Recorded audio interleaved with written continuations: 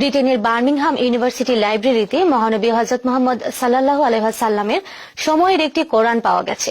Radio carbon পরীক্ষার মাধ্যমে কোরআনটির লেখার যে সময় পাওয়া যায় তা অনুযায়ী তখন মহানবী জীবিত ছিলেন।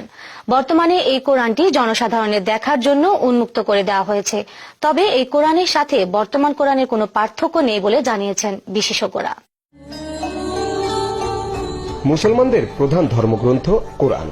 মুসলমানদের বিশ্বাস আল্লাহর এই বার্তা, যা কিনা হযরত মুহাম্মদ সাল্লাল্লাহু আলাইহি সাল্লামের মাধ্যমে পৃথিবীতে মানুষের কল্যাণে অবতরণ হয়েছে। The Quran in the whole world was fantastically exciting individually and for the university as well. I mean, we were expecting it to be early, but we did not, I think, in our wildest dreams, expect that it would roughly correlate to. Birmingham ইউনিভার্সিটির লাইব্রেরির মধ্যপ্রাচ্য বিষয়ে প্রাচীন গ্রন্থের সেকশনে পাওয়া গেছে মুহাম্মদ সাল্লাল্লাহু আলাইহি সাল্লামের সময়ের একটি কোরআন, যেটি কিনা কয়েকশো বছরে কারো নজরে আসেনি।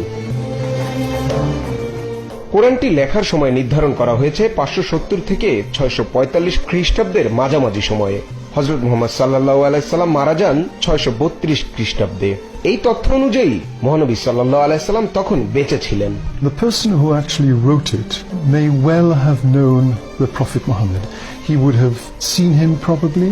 He would maybe have heard him preach. He may have known him personally. And that really is quite a thought to conjure with.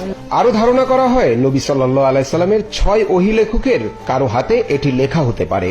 কোরআনটির radio carbon পরীক্ষা করা হয়েছে অক্সফোর্ড ইউনিভার্সিটিতে।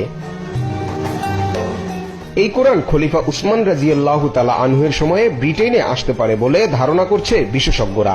কোরআনটি লিখতে ব্যবহার করা হয়েছে উটের ঘাড়ের চামড়া, পাথরের স্লেট, খেজুরের পাতা।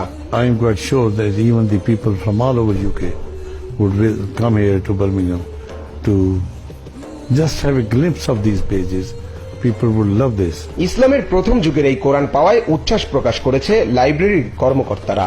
পবিত্র এই গ্রন্থটি জনসাধারণের দেখার জন্য উন্মুক্ত করে দেওয়া হয়েছে। মৃদুল ইসলাম, TBN 24 news desk. New York থেকে সম্প্রচারিত TBN 24 টেলিভিশন বিশ্বজুড়ে বাঙালি কণ্ঠস্বর।